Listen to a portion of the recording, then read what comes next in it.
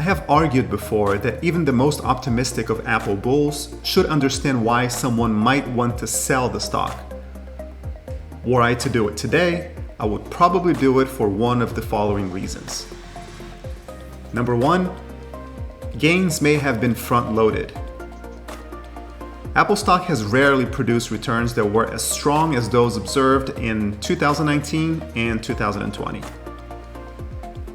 As of December 30th of last year, the trailing 2-year annualized gain on Apple reached a whopping 26%. Something similar had only happened a handful of times in the company's history.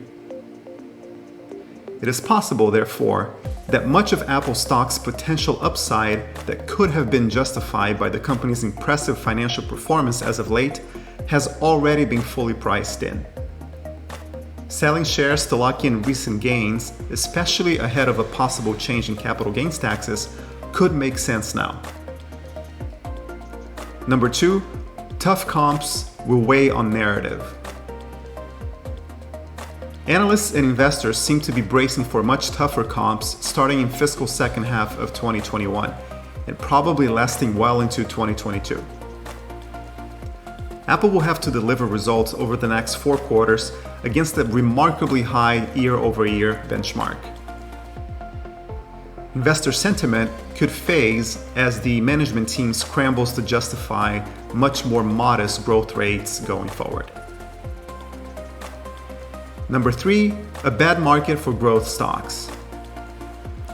The current market environment has been shaping up to be challenging, even if not outright bearish, for growth tech stocks. The culprit here seems to be two closely related variables: inflation expectations and interest rates. It seems unlikely that inflation and yields will turn around and head lower anytime soon.